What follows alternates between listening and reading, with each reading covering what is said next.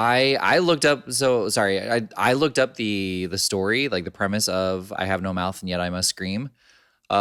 Nothing related to this episode at all. Like they did it just for the parody reference. It's not a parody if it has nothing to do with it. It's just you copied it. Yeah, like a wink and a nod to that original title. Like that's all it is. Right. Yeah. It's like, yes, I've read this. That's what they're saying. I have read this. Right.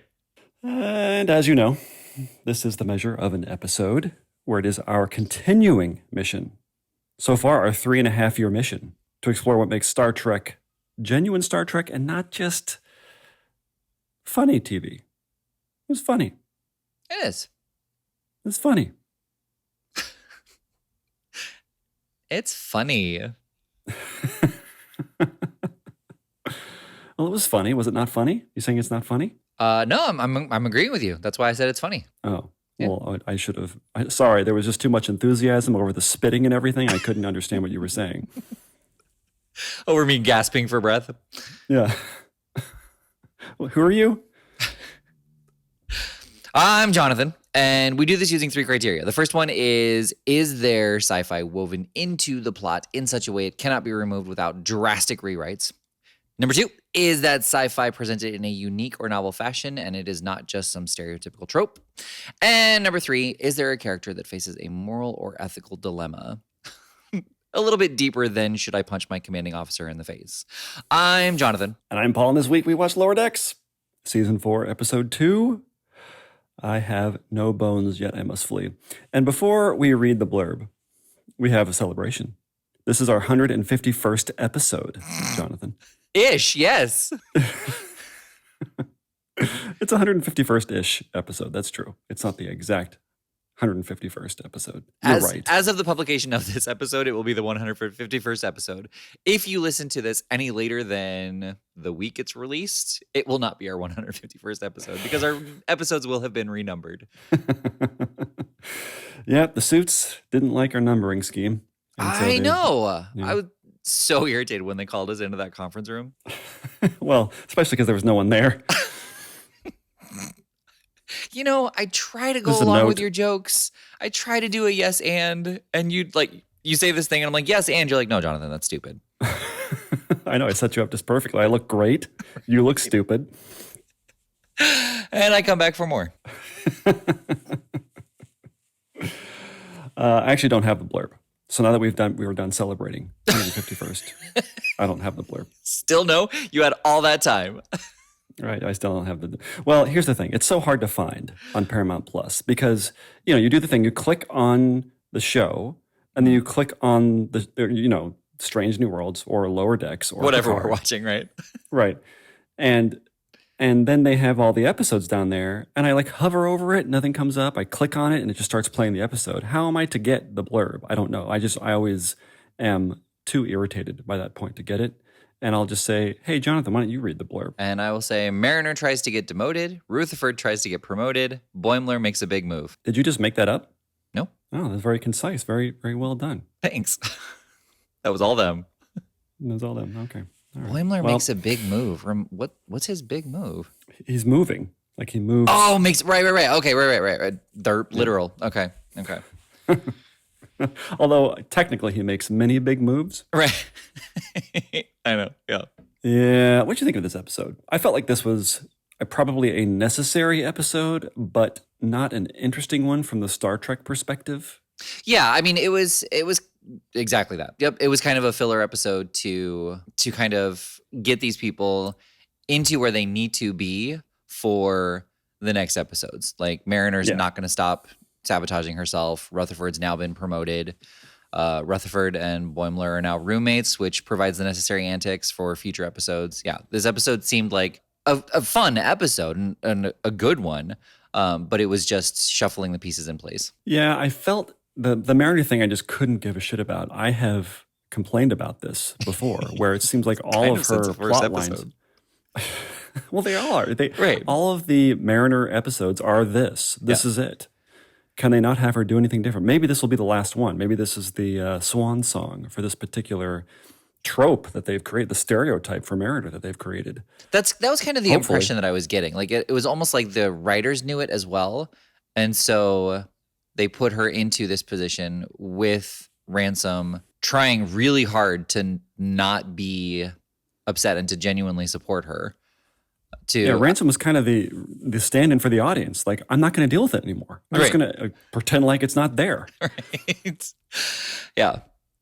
And I mean, even she acknowledged it. She was like, why do I do this? But it's also weird because I feel like she's had those questions as well. I mean, the holodeck episode that we watched where she was fighting herself, like there were moments in there where she was either arguing with herself saying, I don't do those things, or she was questioning herself saying, you're right, but why do I do those things?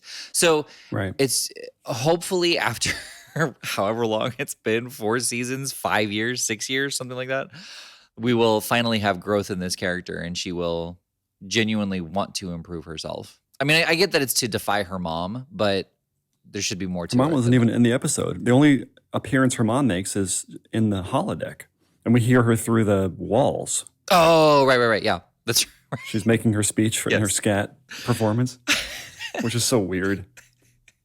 But it's so appropriate because holodecks allow you to create whatever shit you want. Yeah, it's so great. And that's what she chose. Yeah. That's how ambitious she is. She could be, doing literally anything. Right. Anything. I wonder, so tell me this. Let's talk about the holodeck for a second, because there's not a lot to talk about in this episode. Mm-hmm. And we've never talked about the holodeck ever, so might as well do that now. Right, finally, so after 150 episodes. I wonder if you could do anything on the holodeck, which you can. Mm-hmm. we settled that. Would you get tired of just all of the stuff that I think that most people would probably do on the onset of the technology, which is just fuck everything? Mm-hmm.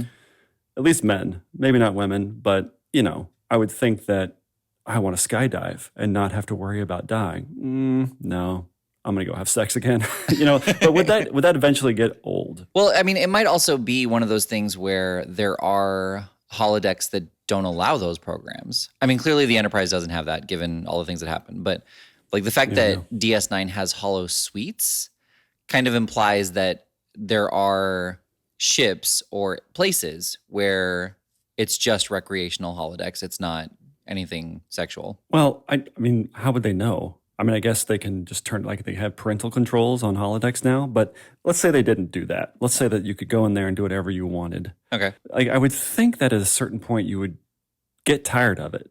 No? I mean, maybe not. I mean, we don't really get tired of having sex out here in the real world. Right, but there is that element of not randomness, not happenstance, but there's another person involved, Like, and if you were able to well, we've got sex bots now, and I mean they're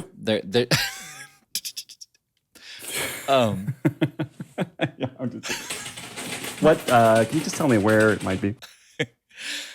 Like they're ridiculous. They're prohibitively expensive. So it's not something that what's Fascinations has. But they are a thing. And to my knowledge, those people who have them have disappeared from society and never surface again. So clearly they're not something that people get bored with. Yeah, I think it's the scenario though. I think eventually you have this robot who is probably fairly rudimentary in terms of the act of sex. Right. So I think that the holodeck, you can have any scenario that you want with any person. I mean, maybe there's a thing there that you can't just have sex with any person, that would be against the law in some way. It has to be sort of randomly generated. An AI generated, but even then, yeah, it can be anything. So, but even then, I could see just being in between sex activities that you would want to do a holonovel or something like that. The holonovel seems like the best non-sex activity where you're a part of whatever story and it's ongoing. It could be ongoing forever. You could have an entirely new life on there as recreation. It's like, what's going to happen today as a private eye or as a beat cop in the 1970s. You know? Yeah. So who moonlights as a porn star? That's where it all kind of goes though, right? Well, yeah, I feel like there would definitely be restrictions on it. So not everything would just segue into sex unless you were doing some kind of erotica novel. But But why? Like, why would there be restrictions? If there's no religion, why would sex be bad? I just because it's highly distracting, That's so true. there's a time and a place for it. It's hard to work on the warp core when you're having sex. Right. But Anyway, I was just wondering, do you think that eventually people would just stop going in there and having sex with whatever they want and start doing other things that are inaccessible to them? I think that unless they are forced, no, there will always be some kind of sexual element to it. Like, I've never gone skydiving. Like, I should totally go skydiving. I should go skydiving and see if I can land my dick in a chick.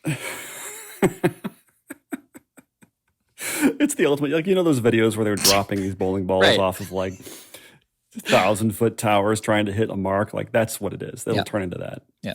Yeah, I guess so. I mean, just you wonder, like, because that's what it would be used for most of the time, right? Right. Unless restricted otherwise. Right. Right. And like, That when I say principle. restricted, I mean either you're not allowed or there's a time limit on that. Ouch. like, You got to get in and out in 5 minutes. I mean, yeah, most guys would be like, well, that's all I need. Yeah. Especially if That you long? are if you are able to create the program, you would be like, I've got 45 seconds. Like, computer, create the most sexually stimulating program that will finish me in 45 seconds. Computer, create the train from Back to the Future Part 3. What are we talking about? Oh, right. It was Mariner's mom. What's her name? Carol Mariner? Is that her name? No. Who? What's the captain's name? The captain. It's not Swanson. Carol Swanson. Samsonite.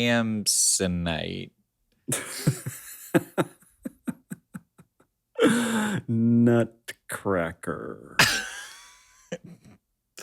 Freeman. Her name is Freeman Nutcracker? Yep. Captain Freeman Nutcracker at your service, sir. They call her Carol for short.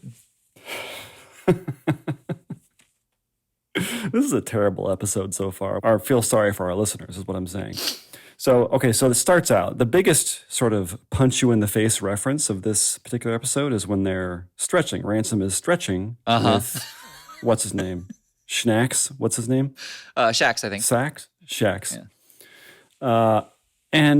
So they're obviously referencing that Next Gen episode where Which Beverly has been Dean- referenced before, but yes. Well, here's the thing. Okay. That is not a reference to that episode. It's a reference to the meme of that. Like, there's that meme that just floats around. Mm-hmm. And I'm not going to comment on whether or not it was an innocent directorial choice to have them doing the things that they're doing in that episode, in the original episode. But I feel like it wasn't it's a reference to the meme. Like, it's not a Star Trek reference, really, right? It's more of a reference to the weirdness of the scenario that has really nothing to do with Star Trek. That's fair. Yes. Yeah.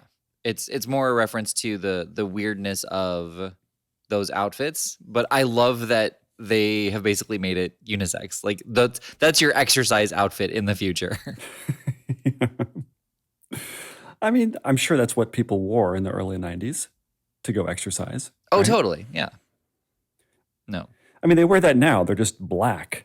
Right. So, yeah, it just sort of struck me that this was not, it was a wink, wink, nod, nod, I've seen the meme too kind of thing. Not it's not Star Trek. Like, what is Star Trek about that other than that Star Trek characters were doing that in a Star Trek episode? Maybe that's enough. Well, yeah, but they've shown those outfits in another way when, like, they were evacuating the ship and they just had two people in those outfits running away. So, like, they're suggesting that these are way more common outfits, and that they can, they have kind of one purpose, but might be multi-purpose because we don't know what they were wearing them for last time.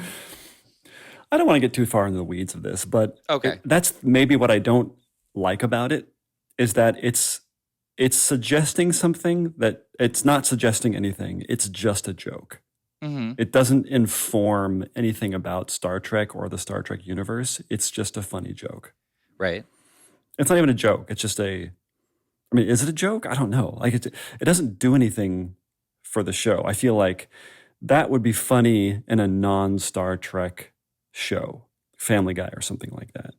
It's funnier because it's more random. Sure. Oh, definitely. But you're saying like the unitards in general, like if they just showed up in a different show? Well, that exact scenario of them aping what they did in the Next Gen episode and Family Guy is sort of like that's a reference, right? Mm-hmm. But the fact that they're doing that and not commenting on anything else except, oh, we do this too, but they're not even saying that because unless everybody now goes into the holodeck dressed like that.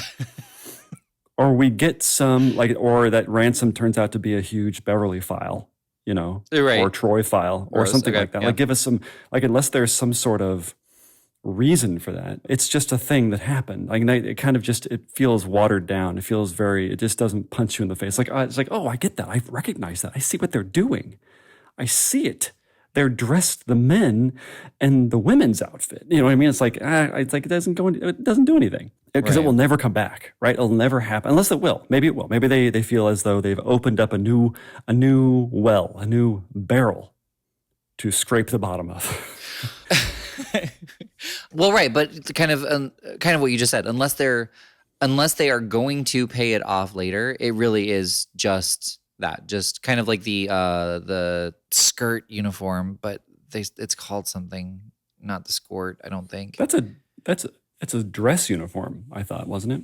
At least at a certain point it was. Well, but in the first season, there were several in the first season of the Next Generation, and I think maybe a few in Lower Decks. I don't remember, but there are men who are walking around in that little miniskirt uniform, kind of showing that it wasn't just a female thing. It was just a uniform option. I think the reason they did that in the Star Trek in the Next Generation episode was to be a bit rebellious and to turn a few heads considering the culture that they were in. I don't think it had anything. They weren't trying to establish anything with Star Trek necessarily, in my opinion. Right. Because it doesn't come back because they realized this is ridiculous. Right. Yeah. There's a reason why men don't wear skirts. Yeah. I mean, that's strictly a women thing. Like, what guy would wear skirts? Come on. Well, there's a physiological reason why you wouldn't wear a mini skirt. At least for older men. Yeah. I liked it. It was funny. It was a reference, but it just didn't do anything. Right. But I like those kind of references, kind of, we've talked about this before, where they don't draw attention to them. It's just there. And if you know, and if you don't, it doesn't really detract from the episode. You don't feel lost other than thinking, well, that's a weird outfit. I would have a lot more respect for this joke if every time we saw Ransom working out, that they would be doing that. And is this post-workout or pre-workout? Oh, you're right. I always assumed it was pre, but you're right. They may be done. I don't know. Yeah. They say that you're supposed to stretch after the workout. Yeah. No, I agree. Did they not say that anymore? That is a thing. Yeah. Yeah. And then you eat fish. It's kind of like coffee. It used to be bad for you. Now it's good for you. Soon it'll be bad for you again. And then it'll come back around the horn and be good for you again. Well, yeah. And I mean, that's kind of a science thing. People will come out with studies that prove something, and then other people will want to discover whether or not that's true or debunk it. And in the process, they will discover something new about whatever they were researching. That's how science works. So in the process of trying to debunk that coffee is bad for you, they learn that stretching should be done after a workout. Exactly. You got it. That's what you're trying to say? Mm-hmm. Okay. So speaking of that, I'm going to guess that Boimler's Mirror Universe Archer doll, this is not the first time we're hearing about this, right? Right. Okay. So his action figures? His doll. Yeah, his action figures. Is this the first time we're hearing about this? I don't think so. This may be the first time we're seeing them, though. Oh, really?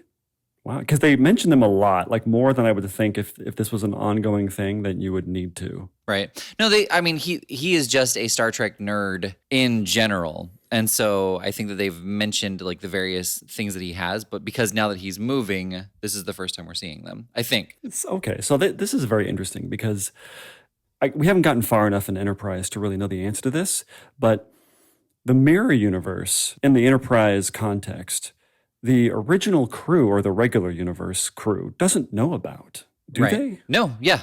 In Enterprise, there was just, oh, I see what you're saying. Right. How would they know about the Archer Mirror Universe doll? Unless there was another episode that we haven't seen yet where they do meet up. They were going to meet up in season 5. and they had a whole storyline for it, but it got canceled, so it doesn't matter.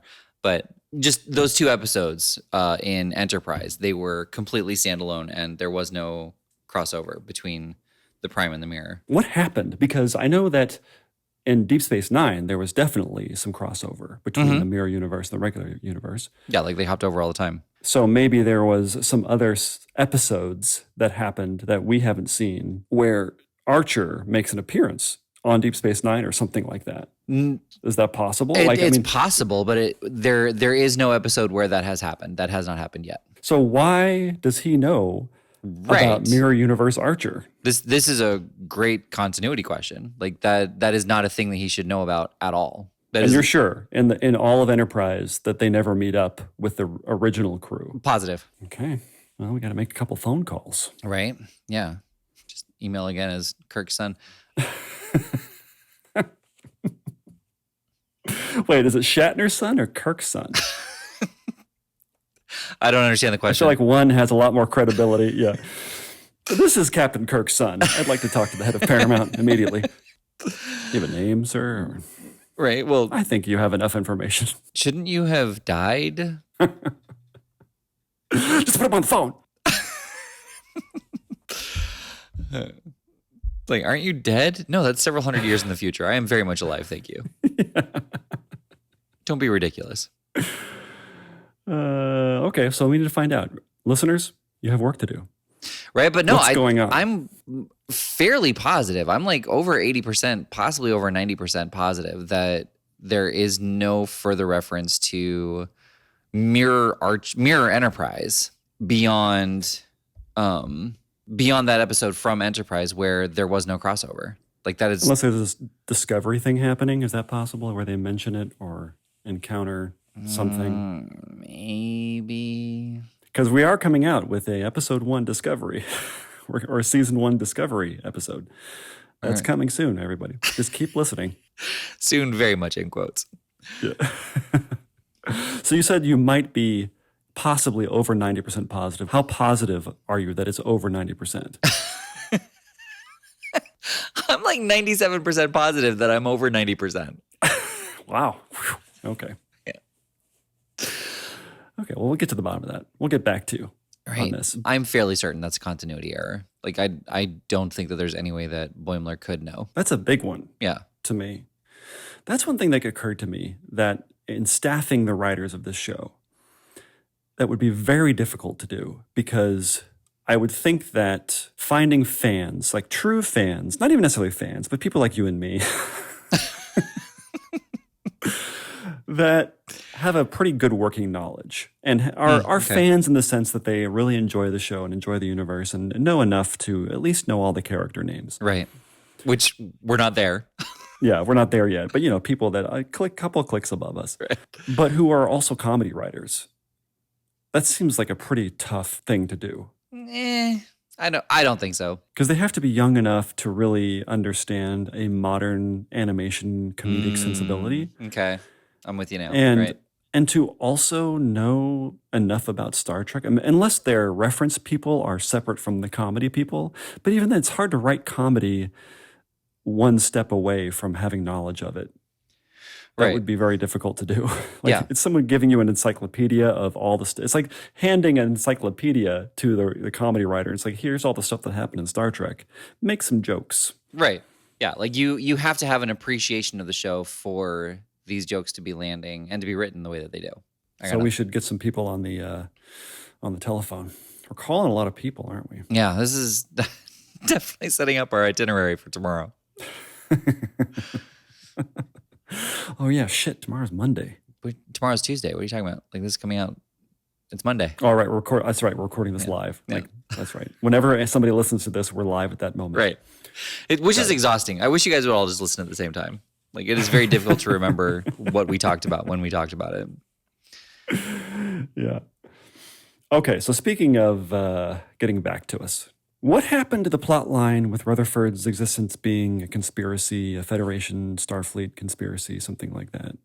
That just disappeared? Yeah, but that's also because his headset that had that previous personality is now floating in space. And again, kind of the same thing. Like, I feel like that's going to come back with all of the rampant AI that is developing in this series. Well, we also have maybe that's another thing that's happening Right. with that ship Mhm. that is going around killing all of the considered evil alien races at this point. I mean, we'll see in this next episode, which is already out. So there are a bunch of people snapping a pencil listening to this and being like, we know who it is. Right. Yeah, I'm also curious to know if there's going to be any if Boba Fett's going to show up in this third episode. Do you already know? No, I don't. Are you setting I don't. us up? No, Okay. I do like your idea that just in every episode, at some point, that ship just wipes out some other alien ship. Yeah, that's it. But, That's it. right. That's all that happens. But so here, to extend to that, my hope also is that when it runs into a Starfleet ship, that it does just annihilate the crew. There is no survivor, because so far there have been no survivors, and Right. it always bothers me, kind of like what happened with Ant-Man 3. You know, where like the villain is just wiping out any side characters and extras, but then when it comes to the protagonist, like they either talk too much or they just hurt them without annihilating them. Is that what happens? I haven't seen the show. Oh yeah. So spoiler, I guess. I can't remember. Did you like the movie or did you not like the movie? I did, but I have a tendency to like not really overthink the stuff until people start talking about it, you know, and then I'll reflect on it and kind of go, oh yeah, that's a good point. But in the moment, like it takes a lot to pull me out of the movie, like having a blanket when you see a demon baby on the war front. Can you think in recent history of a moment in a movie or television show that did actually just pull you out and kind of make you lose your enthusiasm? Well, for this something? is right. This is kind of the problem too. Like, yes, I remember the moment. I cannot tell you what it was about. Like, because you totally checked out. Wow. well, right. I was like, that's it. I'm done. Don't even remember what I was watching. No, I remember the feeling, but I don't remember what I was watching to make it to give me that experience. So not even the show. No. You don't remember like what Yeah. you're. Wow. Yeah. Wow. Your brain is like super efficient. No, it just remembers feelings. It doesn't remember details. Yeah. Well, I wanted that was interesting. That whole Rutherford plot line. I was excited about that. Mhm. They didn't really wrap it up at all either, did they? No, they left his headset just kind of floating out there. That's what I'm saying. Like, Lower Decks does a really good job at being episodic while still coming back to those floating moments, those floating questions. Yeah, I do wonder, does this Boba Fett ship, did it pick up this other, this other headset of his? Right. And is it a combination of the, what's it called? Peanut butter hamper? Peanut Hamper, yeah. And Jeffrey Combs. Butter's her middle name. Right. Are all of these things going to culminate in one giant alien terrible ship? That's my prediction. Yeah, I think that's fair. Yeah. What else happened this episode? That's all. That's the end of my notes. The menagerie. Was that so? I know that happens in Orville. That whole scenario of a zoo of multiple races. Oh, or multiple, okay. Yeah, that happens in Orville, but I don't know of anything like that happens in Star Trek. Although the word menagerie does ring a bell, Right. Well, doesn't it? yeah. There might be an episode called The Menagerie, and it may be the episode I'm thinking of. There was an episode where data was collected by, I think That's he was the called the biggest collector. toys or the most toy. I think it's called the most toys. Okay. But still, That was a great episode. yeah. And Pike was collected into a menagerie from the cage. And there was another TOS episode, there's another original series episode where there was a menagerie. Okay, well then maybe that was a reference. I mean, it seemed way too ostentatious of an episode for it not to be some sort of reference to something that happened previously in Star Trek. It seemed like such a big thing that really didn't go anywhere. I know the Moopsie thing was funny, Right. but it was kind of a one-note funny. Mm-hmm. I did like the gobblers or whatever those terrible, frightening aliens were that Moopsie just made quick work of and just slammed, bit into them and slammed them onto the ground. Right. That was funny. But, I guess it was more for the character of Mariner to come to terms with Ransom and et cetera, and her own Like once again, again. Right, right. Just not a lot happened on this episode. It's kind of just I mean, it was fine, right? It wasn't unfunny. It was just fine. I mean, the most interesting thing that happened to me was that I guess all the windows have the ability to shade them down in case you're right next to the nacelle. Well, I didn't think even in case you were right next to the nacelle. I thought that it was more in case that you're like by some kind of blinding sun. Right, which nobody in Next Gen had. They were always just watching space. Right. Or maybe they did, and they were just always tinted down. So the only thing you could see were the stars. I always loved it. They didn't do this that often, but in Next Gen, where they were just having a conversation somewhere, but they were traveling at light speed or warp speed, right? And then you could see the stars in the background kind of going by. It wasn't just a static star field. Mm-hmm. I love that. For some reason, I loved that they were in motion, and they never referenced it. Right? Yeah. They was just, oh, we're traveling at warp speed somewhere. And that's the way it was. It happens all the time. Why would we mention it anyway? Right. We're not usually just stopped. Yeah. What are we talking about? The windows being tinted. Oh, yeah. That was the most interesting thing. I was like, oh, that was cool. How does he not know that? How does Boimler not know that? Right. Well, because he's been in lower decks. But again, he's kind of a Star Trek nerd. But he's never had to deal with the window tint, and it's not something that's brought up. I guess that's true. I guess that's a good indication that this is his first real room. Right. That has a window. Yeah. And maybe that's a deeper indication, to Rutherford knowing because he used to be a higher ranking. Yeah, it's true. Did you like the Romulan scenario or the little vignette that happens between the two subordinates of the captain as much as the Klingon one? No. And I think that maybe because the Klingon stereotype, we've seen enough that that was funny, and the Romulan stereotype felt too great to be too broad. Yeah, it was too broad and too over exaggerated. I liked it. I liked that they kind of nailed how Romulans are typically portrayed, where how do you guys get anything done if you're always trying to subvert and take over each other's jobs? Like, I felt like it outlined it pretty well. Okay. But they're all conscious of it. It's like, I know you're scheming to get me, but we have to take this other thing. Let's fire phasers. You know what I mean? Right.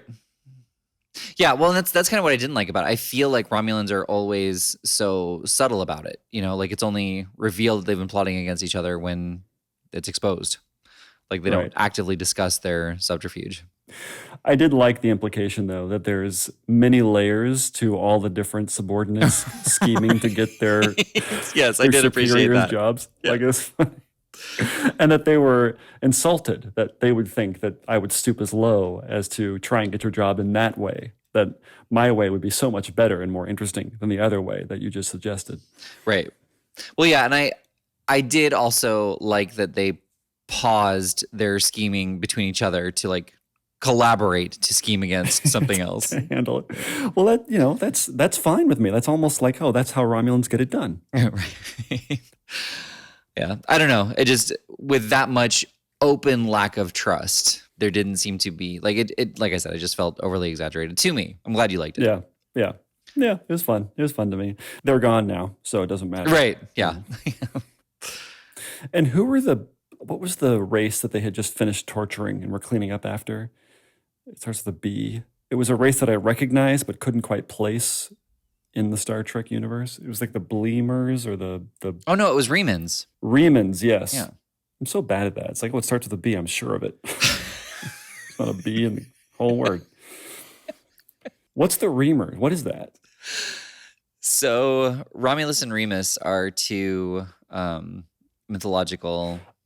Oh, right. That's from blah blah blah Nemesis. Mm-hmm.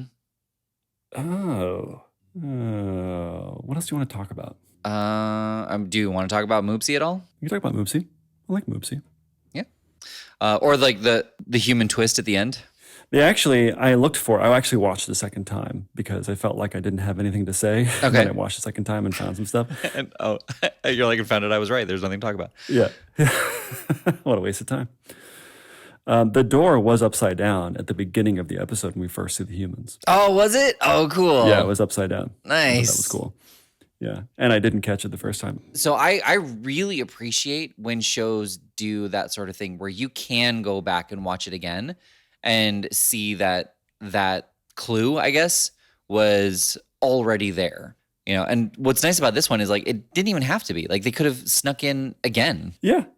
Yeah. I mean, they could have made it entirely unguessable. Right. And they didn't. I like that. Yeah. It was good stuff. And I like that we never hear the humans talk. And I like that when one of them leaves the door upside down, that they just start bickering and arguing again. Right. Somebody messed up. Yeah. That was funny. So the whole Moopsie thing, I was just okay with because I felt like it was not anything particularly new, right? The cute little thing that turns into a monster. Like we've seen this before. We've seen this on Galaxy Quest. Yeah, true. Which is the second best Star Trek movie, as we discovered. Yeah, I was actually I wonder if Lower Decks will ever make a reference to Galaxy Quest. And not as in Galaxy Quest, but as in, by Rakthaw's hammer or something like that. Right. That'd be funny if they had his race as the reference. Like he's on, that race is on the show, and that's the only, it's not an overt reference. Right. Yeah, I thought Moopsie was entertaining. I did want to know, is Moopsie sort of warp level intelligent? Or is Moopsie just an animal who accidentally send the space station? That is, oh my gosh, like it's such a good point. Every other creature in there was a wild thing. It was a creature. And then here's this alien that is warp capable, and they're just locked up in this menagerie. Well, and it kind of begs the question. So they say that the humans were accidentally scooped up in some sort of harvesting, whatever they said. Because you're right, you do get the impression that the whole station is a zoo for wild animals, not for intelligent beings. Right. And so they don't just let them go free and say, hey, sorry, we didn't mean to do that. Here's some clothing and some food. They put them in their own cell. Right. Like, why did they put them into their own? That is like a beach setting, It's not even like a forest. It's what we would consider the optimal vacation setting. Right. So they did research on humans and said, well, we have humans, might as well put them in as an exhibit. Right. As a visiting exhibit. Yeah, like the moment the creature started talking to them, they might have been like, oh, okay, you don't belong in here. So many questions we have in this episode. This particularly, not particularly interesting episode just got really interesting. Right. Maybe there's a lot of information in the absence of information. Yeah. You ever think of that? I mean, we also haven't watched every episode yet, so. Why am I so argumentative with you? Are we done? I think so. So not a proper episode. Not a proper Star Trek episode. No, it wasn't very interesting. Nothing interesting. Although there's a lot of implications in the Mirror Universe Archer doll. A lot of implications there. Yes. But not enough, I don't think. I don't think enough. You don't think enough to what? Make it proper Star Trek? Sorry. You don't think enough what? To make it proper Star Trek?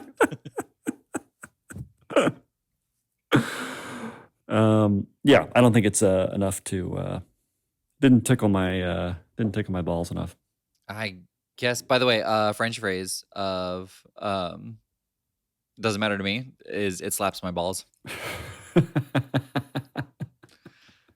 Well, I want it in French. I don't know what it is. Sorry. It slaps my balls. Well, we're now using that from now on. Okay. So Lower Decks next week. Season 4, Episode 3. Thou shalt not beam. See, it doesn't work, writers. You can't just take something that's super, what you can, like a Shakespeare quote, and put your own Star Trek lingo into it. Right. It's not as cool as you think it is. Alas, poor Yorick, I knew him, Rutherford. Yeah. It's in the cradle of Exelon. Boimler leads his first away mission on an alien megastructure. By the way, do you like how I just credited the 10 Commandments to Shakespeare? Oh my gosh. That's how brilliant he was. Thou shalt not what? What did you say? Beam. Thou shalt not beam. Okay. So stupid. I'm so stupid. All right. Well, it's your turn. I've been Paul. And I've been Jonathan. Are you trying to concoct who you're going to do at this point? Because you have so many that you can do. Yes, but I'm also kind of just apologetic about this episode. Like, there just wasn't enough in the episode to really have a discussion of substance, and like we've talked for over an hour, and I feel like we've talked for a very turn long it around. time, and I feel like there's going to be not much of substance. We'll see. It was like the episode.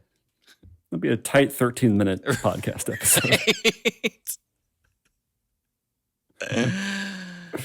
Anyway. And this has been The Measure of an Episode. But you already goddamn knew that.